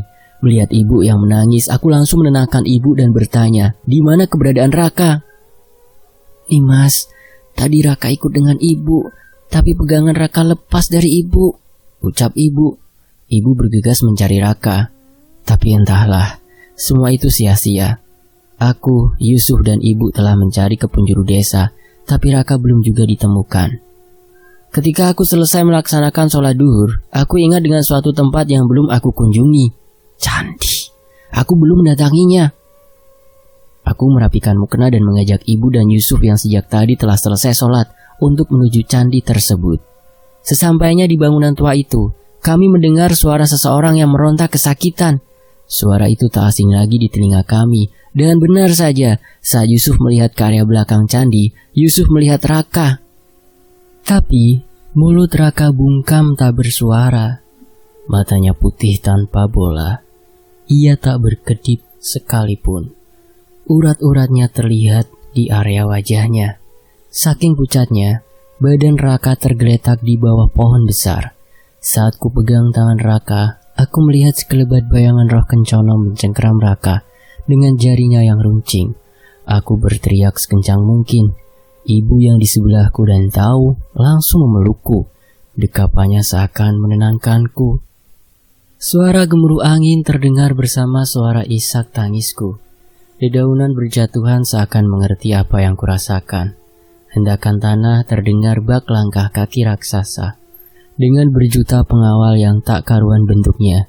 Dari mulai perempuan bermuka hancur, anak-anak kecil yang matanya hilang, serta sepasang nenek kakek berwajah pucat dengan perut bolong. Makhluk berbulu lebat, bergigit taring yang panjang, serta lidah panjang disertai air liur. Itu menyeret tubuh Raka dengan sebuah tali yang diikatkan di lehernya. Walau raganya dia membeku, tapi sukmanya meronta, terus berteriak dengan tangis menderu kencang. Lehernya tampak merah dengan luka lecet, bahkan berdarah. Aku tak sanggup dengan kenyataan ini. Aku langsung berlari memeluknya, namun tak ada hasil. Raka tembus dalam dekapanku, karena itu hanyalah sukmanya. "Balik no Raka, apa maumu? Makhluk gila ilmu gak guna. Sinting!" Ibu berteriak lantang meluapkan amarahnya. "Aku bakal melepas anak ini, tapi akan mengambil nyawa semua orang yang ada di desa. Suatu hutang yang harus dibayar," ucap makhluk itu dengan suara menggelegar. "Utang apa lagi? Bukannya kamu sudah menghilangkan banyak nyawa? Kamu jangan berpura-pura. Ini semua perbuatan bukan?" balas Yusuf. Dengan mata bengisnya, makhluk itu mengatakan, "Dari dulu, aku tak bisa keluar. Aku terus dikurung di candi ini. Aku belum pernah membunuh manusia dan malam tadi hari kebangkitanku setelah bertahun-tahun." Hah? Kami semua tercengang dengan penjelasannya. Setelah menyelesaikan penjelasannya, makhluk itu lenyap. Entah kemana membawa sukma Raka. Ibu menggendong Raka dengan derai air mata menuju rumah. Kami telah sampai di rumah. Ibu membaringkan Raka yang terbujur lemah dengan warna kulit putih pucat di sofa. Kami terus menangisi Raka dan berdoa pada Allah agar diberikan petunjuk. Yusuf terus menyeka air mata yang keluar. Matahari mulai berendam di ujung laut. Semburat mega merah telah terlihat melengkapi langit yang memulai memudar. Senyap, tak ada suara apapun. Aku berbaring di atas ranjang memandang atap, melamun, merenungkan semua yang terlintas dalam benak di kepala. Saat keningan menyelimuti malam, terdengar suara Raka. Ia menggerung dalam kamarnya. Ia meronta, seakan meminta tolong pada siapapun. Aku bergegas menuju kamarnya, berusaha menenangkannya, meski ku tak tahu apa yang terjadi dengan sukmanya. Gerakan Raka melonjak, tangannya meraba semuanya. Ia seperti berusaha pergi dan lari. Air matanya keluar menetes, membuat hatiku hancur seketika. Aku terus bersolawat menenangkan. Tiba-tiba terdengar suara gendingan Jawa dengan alunan nada gamelan. Aku bertatap muka dengan ibuku. Suara itu terdengar dari luar rumah. Saat suara itu muncul, Raka mulai tenang. Aku tak terlalu peduli dengan itu dan melanjutkan untuk beristirahat ke kamar. Keramaian, bising ribuan orang seperti di dekatku, membuat kepalaku pusing. Di tengah kerumunan orang ada seorang wanita mendekat, semakin mendekat. Terlihat ia membawa celurit dan kepalaku menggelinding. Aku dapat melihat badanku berdiri tanpa kepala, hanya leher yang penuh darah memuncar. Aku berteriak dan membuka mata, tersadarkan dari mimpi aneh itu. Aku menuju ke ruang makan, sarapan, dilanjutkan mandi, dan berangkat sekolah seperti biasa bersama Yusuf. Belum genap kami menginjakan kaki di sekolah, kami telah disambut dengan 7 mayat digantung di depan gerbang sekolah. Perutnya bolong, serta kedua matanya nampak hilang tertusuk penuh darah, bahkan darahnya masih terus menetes.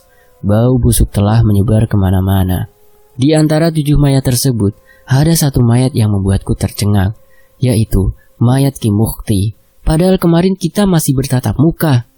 Mereka semua dievakuasi oleh warga.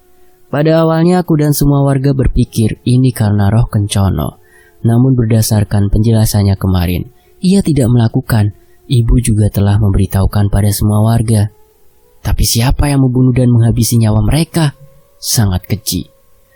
Saat itu aku tak melihat bayangan pembunuhannya seperti biasa.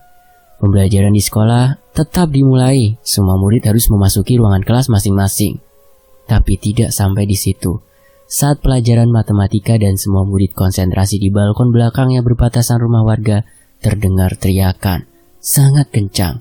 Kami semua langsung berbondong-bondong melihat. Saat kami datang, terlihat Pak Kus telah menjadi mayat dengan kondisi yang sangat mengenaskan. Perutnya sobek dan ada luka sayatan di lehernya. Kami semua panik ketakutan. Di tengah-tengah kepanikan, Yusuf menyarankan untuk melihat CCTV.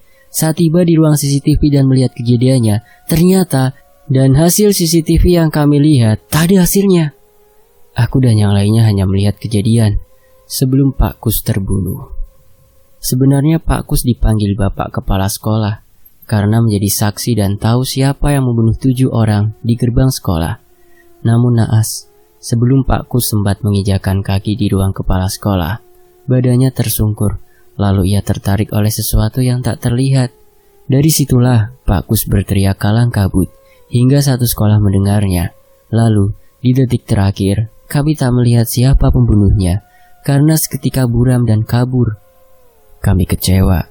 Yang kami lihat setelah itu hanyalah mayat Pak Kus yang telah terbujur kaku. Beberapa hari setelah kejadian penuh darah itu, warga desa masih berduka. Namun tak ada angin, tak ada hujan. Ada pemberitahuan di kotak info desa bahwa akan ada pagelaran wayang. Tapi anehnya, kami tak tahu siapa yang menyelenggarakan acara tersebut. Tak memikirkan hal tersebut, bapak-bapak dan ibu-ibu mereka langsung memasang wajah gembira karena hampir semua warga sangat menyukai pagelaran tersebut. Wajah lesu dan penuh lelah ibu berubah drastis menjadi sumringah. Yusuf juga nampak antusias. Entah kenapa hanya hatiku yang merasakan ada yang mengganjal. Tapi biarlah, mereka senang, aku juga ikut senang. Berbeda dengan Raka, ia masih juga belum sadar, masih terbaring lemah. Satu hari sebelum pagelaran itu diadakan, ibu dan aku bertamu ke rumah Pak Dewasta, anak dari Ki Mukti. Ki Mukti yang kemarin juga menjadi korban. Kami membawa sebuah rantang dengan makanan ringan di dalamnya. Saat kami mengetuk pintu dan mengucapkan salam, istri dari Pak D yang menyambut. Kami dipersilakan duduk di kursi tamu. Dia meninggalkan kami dan memberitahu Pak D. Tak selang lama, istri Pak D kembali dan mengajak ibu dan aku ke tempat Pak D. Kami diantar menuju tangga yang arahnya ke lorong tanah. Aku menuruninya. Suara hentakan telapak kaki kami bisa didengar di ruangan ini saking heningnya. Tempat ini persis seperti goa, namun dengan aroma kemenyan bercampur bunga 7 rupa, sangat harum yang membedakannya. Aku heran, ada tempat macam ini di salah satu rumah di desa yang sama sekali belum aku lihat sebelumnya. Istri Pak D membukakan sebuah pintu di tempat seperti goa tersebut. Terlihat Pak D duduk bersila beralaskan tanah. Matanya yang tertutup rapat, setibanya kami di sana terbuka. Ia senyum menyeringai kedatangan kami dalam ruangan itu, dan ruangan itu terletak bunga sedap malam di samping Pak D bersemedi. Ibu meletakkan rantang tersebut. Matur suwun Retno, Nimas, sudah repot-repot. Kami berdua menggelengkan kepala. Ada yang ingin kubicarakan bersama kalian, karena tak ada orang lagi yang bisa aku ajak bertukar pendapat, ucap Pak D, sembari membuka rantang dan memakan bersama, termasuk istri Pak D. Gimana kondisi anakmu Raka? Tanya Pak D pada ibu. Ya begitulah, Raka belum juga sadar. Ia masih terbaring lemah. Setiap kali aku melihatnya tak terasa air mataku membasahi pipi. Tapi tidak apa-apa, aku akan tetap sabar, balas ibu. Oh gitu. Akhir-akhir ini firasatku buruk semenjak akan dilaksanakan pagelaran wayang tersebut. Walau jujurnya aku sih seneng, timbal Pak D. Iya Pak D, perasaanku juga ada yang mengganjal. Ternyata tidak hanya aku yang merasakannya. Kita harus tetap hati-hati. Aku merasa ada musuh di balik selimut, di balik ini semua. Pak D mulai curiga. Maksudnya sampeyan piye toh? Ucap istrinya. Ndak, aku cuma bingung. Ini semua ada hubungannya dengan keraton atau murni perbuatan Roh Kencono? Pak D menjelaskan maksud perkataannya pada kami. Seketika kami hening. Tak ada topik pembicaraan. Kami merasa bukan hanya kami berempat di ruangan ini. Pak D menekuk alis. Ono sing teko. Dan benar saja, saat Pak D mengatakan hal tersebut, bulu kuduk berdiri. Hawa yang tadinya dingin berubah menjadi panas dan pengap. Keris-keris yang terpajang di ruangan bergerak tak beraturan. Tanah yang kami pijak bergetar hebat. Aku dan ibu saling tatap muka, berpegangan tangan. Lalu salah satu keris terjatuh dan tanpa ina-inu ia terbang tertancap di bagian leher istrinya Pak D. Mbak, sabar mbak, sadar. Ibu berusaha menyadarkan istri Pak D. Pak D langsung mengangkat badannya, dibawanya keluar. Badan Pak D penuh dengan cucuran darah yang dikeluarkan istrinya. Kini kulit lehernya menganga terbuka, terlihat sebagian urat-uratnya. Warga lain yang melihat langsung memanggil ambulan. Saat di ambulan, nyawa istri Pak D tak tertolong sebelum sampai di rumah sakit. Saat mendengar kabar tersebut, lututku gemetaran. Juga melihat ibu berteriak mengeluarkan air mata. Akhir-akhir ini air mata kami benar-benar terkuras melihat orang terdekat kami satu persatu tumbang dengan kondisi kematian yang tak wajar. Singkat cerita, hari yang telah ditunggu-tunggu itu pun datang. Hari di mana dilaksanakannya pagelaran wayang kulit. Truk-truk berdatangan membawa peralatan kerangka panggung. Panitia sibuk memasang panggung dan menyiapkan semua kebutuhannya. Namun wajah dari orang-orang tersebut nampak sangat berbeda. Mereka tak berekspresi sama sekali. Aku sedang melihat di samping Yusuf. Yusuf tiba-tiba iseng bertanya pada Pak RT yang jaraknya tak terlalu jauh dari tempat aku dan dia. Pak, Assalamualaikum. Yusuf mengucapkan salam dan menjabat tangan Pak RT. Waalaikumsalam. Nimas, Yusuf, ada apa? Tanya Pak RT. Pak, Yusuf sama Nimas cuma pengen tahu, mereka itu datang dari mana Pak? Dan siapa yang menyelenggarakan? Tanya Yusuf dengan ambisi penasarannya. Kemarin sih Bapak sudah didatangi seorang yang katanya dari Badan Pelestarian Budaya ingin menyelenggarakan tersebut. Tapi pas Bapak telepon Badan Pelestarian Budaya itu bagian pusat, katanya ndak ada konfirmasi akan dilaksanakan. Bahkan mereka ndak tahu dan bilang mungkin dari relawan mau menyelenggarakan tersebut. Ya sudah deh, kata Pak RT panjang lebar. Kami pun paham dengan penjelasan Pak RT. Malam ini puncak acara pagelaran wayang. Semua orang datang menyaksikan, tak terkecuali dari tua hingga muda. Pedagang-pedagang telah membuka lapak di pinggir tanah lapang. Sang Purnama menyaksikan pula. Bahkan hewan malam bersuara seolah bersorak akan dimulai pagelaran tersebut. Suara gamelan diiringi suara indah sinden tanda telah dimulainya pagelaran. Aroma dupa mulai tercium, wangi identik. Aku melihat dengan Yusuf dari kejauhan, sedangkan ibu dan orang tua yang lain duduk di dekat panggung. Dalang mulai memainkan wayang, menceritakan sebuah cerita menggunakan bahasa Jawa. Pertunjukan semakin meriah saat cerita mulai tegang. Namun ada satu mitos bahwa setiap orang yang telah menonton wayang, ia tak boleh meninggalkan sebelum pertunjukan selesai. Dan biasanya wayang dilaksanakan sampai semalaman suntuk, bahkan sampai pagi lagi. Ada yang berbeda di pandanganku. Nampak semua orang, termasuk penabuh gamelan hingga 3 orang sinden. Mereka tak menunjukkan ekspresi senyum bahagia. Ekspresi dari wajah mereka datar, tak menghiraukan hal tersebut, atau entah mereka tak melihat gerak-gerik semua orang di panggung. Warga tetap antusias mendengarkan, melihat, dan bahkan alunan musik membuat mereka semua sesekali meliukkan badan, ikut menari di bawah panggung. Waktu menunjukkan pukul 12 malam, dan saat itu aku mulai kantuk. Tapi semakin malam pertunjukan wayang tersebut semakin ramai dan meriah. Ada tawa, tegang, dan haru tercampur aduk dalam cerita wayang yang dibawakan. Kebahagiaan itu luntur secara tiba-tiba di balik kelir atau layar lebar yang digunakan untuk pertunjukan wayang kulit. Ada seseorang berdiri tepat di belakang dalang yang sedang sibuk memainkan wayang.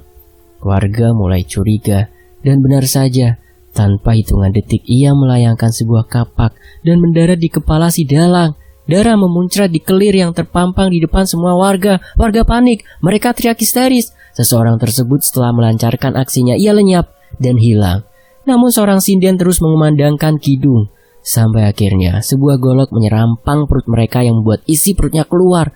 Golok itu tak tahu dari mana asalnya. Tak sampai di situ, semua pemain gamelan tak sadarkan diri. Mengambil keris yang terdapat pada pakaian Jawanya. Mereka turun dari panggung dengan mata yang membuka lebar, ekspresi mulut yang datar, terus mengacungkan keris di hadapan warga dan iya, mereka menghampiri warga. Dimulai dari Pak RT. Digoroklah dengan keras leher Pak RT. Pak Fauzul yang melihat kejadian itu mengambil batu lalu memukul keras ke wajahnya, diikuti bapak-bapak. Jenazah Pak RT diamankan dengan kepalanya yang terpisah, dimasukkan dalam kain putih. Pak D sibuk menenangkan bapak-bapak yang terus melempar hingga satu di antara mereka tumbang dengan wajah penyok. Pak D menjelaskan pada warga bahwa mereka dalam kondisi dikendalikan dan mereka tak sadarkan diri. Warga terus membelot, mereka melempar semua benda. Sementara itu, ibu mereka pergi entah kemana, hanya tersisa bapak-bapak dan remaja. Kecuali aku seorang anak perempuan yang masih tetap berdiri di sini dan melihat kejadian itu. Walaupun pikiranku campur aduk dan kaki gemetaran syok, aku ditemani Yusuf melihat dari jarak agak jauh. Ibu sudah mengajakku berlari untuk pulang. Tapi entahlah, hatiku terus mengatakan bahwa aku kuat dan aku akan baik-baik saja. Ibu meminta Yusuf terus menjagaku. Tak lama kemudian, semua penabuh gamelan yang berjumlah 20 orang mati dalam keadaan wajah tak karuan di tangan warga sendiri. Aku sungguh tak menyangka. Bulu kuduku berdiri saat aku mendekat, melihat semua mayat itu, karena bukan darah berwarna merah yang mereka keluarkan, melainkan cairan hitam pekat yang menggumpal, berbeda dengan darah yang dikeluarkan Dalang dan Sinden. Aku terus beristighfar. Astagfirullah. Warga berpandangan satu sama lain. Aku yakin pikiran mereka campur aduk. Bagaimana ini? Bisa tersebar luas kasus ini dan nama desa akan tercemar. Semua warga pasrah. Raut wajah gembira mereka luntur. Saat semua kepanikan ini terjadi, mayat dari semua penabuh gamelan yang ditutupi kertas koran tiba-tiba mengeluarkan suara menggerung. Badan-badan yang tergeletak lemah di atas tanah bergerak, dimulai dari jari, jemari mereka, dan seluruh badannya, hingga mereka semua berdiri. Benar-benar berdiri tegak, seakan tak terjadi apa-apa. Mereka dengan sendirinya mengelupas bagian kulit muka yang luka parah, sehingga mengeluarkan darah hitam kental, tercampur nanah hijau segar. Sesekali mereka memuntahkan gumpalan-gumpalan yang bentuknya mirip usus yang dibalut darah hitam tersebut. Semua warga beringsut mundur dengan wajah takut. Mereka berjalan mendekati sembari mengambil keris yang tadi terjatuh. Dan bapak-bapak mencoba untuk melemparkan batu ke wajah mereka, tapi tak ada guna. Saat batu itu mendarat ke wajah atau tubuh mereka, kulitnya akan sembuh otomatis. Kami semua syok, tak tahu apa yang harus kita lakukan. Penabuh gamelan itu semakin mendekat dengan keris yang ditodongkan ke arah kami. Kami terpojok dan trot. Mereka semua menggorok semua bapak-bapak di hadapanku dan Yusuf. Darah memuncrat di wajahku dan Yusuf. Beberapa kepala menggelinding di atas tanah. Sebagian lagi masih menempel dengan leher. Sungguh biadab mereka semua. Aku menangis jadi-jadinya. Aku berteriak untuk meluapkan semuanya. Penabuh gamelan itu komat kamit membaca mantra. Penabuh gamelan itu menusuk perutnya sendiri dengan sangat dalam. Alhasil mereka terpapar kaku, tak berdaya. Aku kebingungan. Akhirnya aku memutuskan untuk pulang dan melapor pada ibu. Aku berjalan bersampingan dengan Yusuf. Ia merasakan hal yang sama denganku. Betapa dinginnya dan sepi jalanan, serta sesekali tercium bau amis darah. Benar-benar hanya kami berdua yang berjalan di atas jalan ini. Kami merasa diawasi. Oleh karena itu, kami memutuskan untuk mempercepat jalan. Rumah-rumah warga seperti tak berpenghuni, gelap. Entah di mana semua ibu-ibu dan anak-anak yang tadi berhasil lari dari pagelaran itu. Kami sampai di ambang pintu rumah, mengucapkan salam, namun tak ada yang menjawab. Aku tak melihat ibu dan Raka. Aku mengecek ke kamar ibu dan Raka, mereka tak ada. Saat menuju kamar belakang, aku dan Yusuf mendengar suara rintihan, serta mengerang di kamar belakang. Suara itu seperti meminta bantuan. Yusuf mengambil lilin dan menyalakannya, menghilangkan kegelapan rumah. Kakiku gemetaran mendengar suara itu. Ada siapa toh? Aku memberanikan bertanya. Aku dan Yusuf memasuki kamar yang gelap dengan lilin di pojok ruangan. Terlihat secara remang-remang sesosok itu. Ia terikat tali yang cukup besar dan terus menggerung dan merintih meminta tolong. Saat kami dekati lalu kami sorotkan cahaya ke arah tersebut. Tak ada seseorang sama sekali. Namun ada sebuah pesan bertuliskan, "Semua nyawa yang tersisa ada di tanganku. Temui aku, bawa pusaka itu." Tulisan itu terletak di lantai dengan menggunakan tinta berupa darah. Sementara itu di tempat lain yang tersisa hanya sepi dan mayat yang bergelimpangan di jalanan. Bau amis darah sudah tersebar di penjuru desa. Aku gagal menyelamatkan mereka semua. Aku terlalu bodoh untuk bisa mengungkap dan mengalahkan dalang dari semua ini. Aku berjalan beriringan dengan Yusuf. Air mataku tak berhenti jatuh. Sesenggukan melihat orang yang aku kenali terbujur kaku. Berkali-kali aku hendak pingsan, tapi Yusuf selalu menguatkan aku. Karena tak punya cukup tenaga, aku dan Yusuf menyeret satu persatu mayat tersebut menjadikan satu di lapangan. Lalu mengambil cangkul, melubangi tanah. Ini bukan pekerjaan yang mudah untuk anak usia 12 tahun sepertiku. Butuh waktu 1 hari penuh untuk menaruh tubuh-tubuh tersebut di bawah sana, menutup kembali dengan tanah, dan memberikan batu sebagai penanda, lalu memanjatkan doa agar mereka semua diberikan ketenangan. Aku gak bisa melapor ke polisi. Polisi akan menanyakan penyebab dari pembunuhan ini dan gak mungkin aku jawab, karena ini hantu. Aku juga takut jika nanti aku dijadikan tersangka kasus ini. Kantor polisi jaraknya jauh dari desa. Jika aku ke sana, mayat-mayat ini akan membusuk. Desa tiba-tiba tak ada sinyal. Aku gak bisa telepon siapapun dari luar sana. Dari semua mayat yang telah kami kuburkan, jasad ibu dan adik belum ditemukan.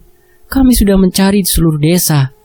Aku sudah mengikhlaskan kepergian 2 orang yang paling aku sayangi. Tapi bukan berarti aku menyerah. Aku akan menemukan ibu dan adikku, lalu memeluk mereka dengan pelukan paling hangat. Sekarang aku udah gak punya siapa-siapa lagi dalam hidupku.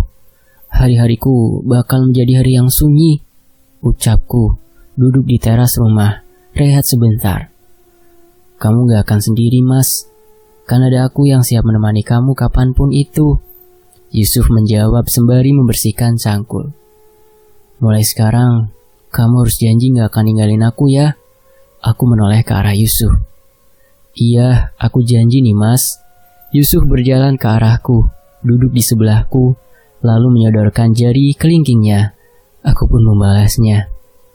Tugas kita belum selesai sampai di sini nih, Mas. Masih banyak yang harus kita lakukan. Ia berdiri. Oke, kita harus menang dan membawa pulang tubuh ibu dan adik. Dan kita harus membalaskan dendam mereka semua. Aku tersenyum, menatap Yusuf. Aku berdiri sendiri di tengah hutan belantara. Tak ada suara kicauan merdu burung yang khas. Hanya terdengar suara auman serigala. Suara seretan kaki seseorang. Bisikan-bisikan suara hingga erangan suara kesakitan. Suara langkah kaki yang terseret itu semakin dekat. Jantungku berdegup kencang. Rupanya tak hanya dari satu sumber. Suara langkah kaki itu akan banyak yang datang menemuiku. Benar saja. Mereka datang dengan berbagai macam kondisi. Mulai dari merangkak namun kepalanya hilang. Ada yang datang dengan kayang mulutnya tak berhenti mengeluarkan darah. Bahkan anak kecil berusia 5 tahun datang dengan bola mata yang hilang. Rambut yang dipenuhi belatung. Dan badan yang penuh darah dan nanah. Aku terkepung. Mereka berkali-kali menyebut namaku. Hanya berjarak 1 meter dari tempatku berdiri. Bau busuk mulai menyengat di lubang hidungku. Ingin rasanya aku lari, tapi kaki ini mematung tak bisa digerakkan. Keringat mengucur deras dari keningku. Detak jantung sudah tak terkendali. Aku berteriak lantang saat kuku-kuku panjang menyentuh kulit kakiku. Yusuf terbangun mendengar teriakanku. Untung saja itu sekedar mimpi. Nimas, kamu tidak apa-apa kan? Yusuf menatapku. Aku mengangguk. Kita harus menemukan ibu lebih cepat lebih baik. Setelah itu kita keluar dari desa terkutuk ini. Aku gak mau lama-lama di sini, pintaku. Keesokannya, aku dibantu Yusuf membakar menyan diletakkan di seluruh rumah nenek. Aku akan memanggil semua makhluk yang ada dan masuk ke dalam dunia mereka. Aku menyilangkan kedua kakiku, memejamkan mata, mengatur nafas, menenangkan diri. Tak lama setelah aku menutup mataku, jiwaku, aku sudah berada di ruangan gelap. Hawa panas mulai mendekap diriku. Lalu, satu persatu dari mereka menampakkan diri. Wujudnya bukan manusia, bertubuh besar, bulu lebat di sekujur tubuhnya, taring tajam dan kuku yang panjang, serta mata merah yang melotot. Ada puluhan makhluk itu mengelilingiku. Dari belakang suara gending gamelan berbunyi syahdu. Bulu kuduku berdiri dengan mengenakan jubah hitam. Wanita itu membawa rantai besar, berjalan ke arahku dari belakangan kerumunan. Rantai itu mengikat leher dua orang di ujungnya. Ibu, Raka. Air mata tak bisa terbendung lagi. Melihat mereka, orang yang paling aku sayang terkapar lemas, luka dan lebam di sekujur tubuhnya, dengan rantai besar membelenggu. Nimas, kakak. Aku hendak lari menemui dan memeluk mereka, namun makhluk hitam itu menyingkirkan aku dengan sihirnya, membuatku tersungkur jauh. Hahaha. Makhluk itu tertawa melengking. Aku mengenalinya. Ia Ndoro Nyai, perempuan cantik yang pernah aku temui. Sekarang perawakannya berubah menjadi monster yang lapar akan mangsa. Matanya merah, kulitnya pucat, dan air liur menetes dari mulutnya. Di alam sadarku, air mataku tak berhenti mengalir. Tubuhku juga mengalami luka cakaran di paha dan lengan. Yusuf mengusap air mataku dengan kain seadanya. Kondisi semakin parah. Hidungku mulai mengeluarkan darah dingin di sekujur tubuh. Nimas, ayo kamu pasti bisa. Kalahkan makhluk itu. Kamu perempuan hebat. Yusuf menyemangatiku, sembari mengikat lukaku agar tidak semakin parah. Langit mulai mendung. Kilat menyambar di mana-mana. Hujan pun turun. Di alam bawah sadarku, aku melihat ibu dan Raka yang terus disiksa oleh makhluk itu. Aku mencoba berdiri dan mendekat, tapi makhluk itu terus menghalangiku dengan kuku-kuku panjangnya. Yusuf duduk bersila di sampingku, memangku sebuah keris, memejamkan mata, memegang tanganku. Ia hendak masuk ke dalam alam bawah sadarnya dan menolongku, dan kami bertemu. Nimas, ini sudah terlalu berbahaya. Kamu harus pergi. Biarkan aku mengeluarkan ibu dan Raka, ucap Yusuf. Enggak, aku gak akan pergi. Ini semua salahku. Aku mengusap air mata yang berderai, mencoba berdiri, dibantu Yusuf. Harus ada satu nyawa yang diberikan kepadaku jika kamu ingin ibu dan adikmu ini selamat, ucap makhluk itu. Setelah kamu merenggut nyawa semua orang di desa, kamu meminta nyawa lagi? Aku teriak. Ia hanya menyeringai. Jika begitu, ambil saja nyawaku. Aku tak akan takut. Tidak, kamu tidak boleh mati nih mas. Kamu harus bahagia. Ibumu dan adikmu butuh kamu. Biarkan aku yang berkorban.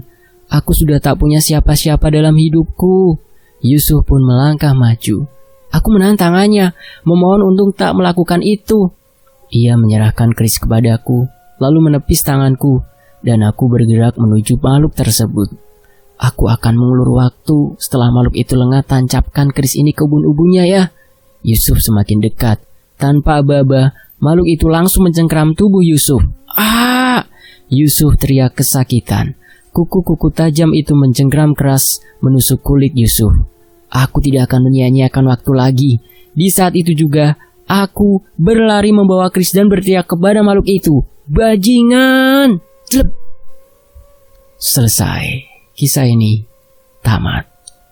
Terima kasih untuk Khalid Official 9 ya. Kisahnya luar biasa. Dan tentunya makasih buat teman-teman yang udah mau menyimak kisah ini di sini di Tony FS. Saya pamit ya. Wassalamualaikum warahmatullahi wabarakatuh. Nantikan kelanjutan kisah lainnya.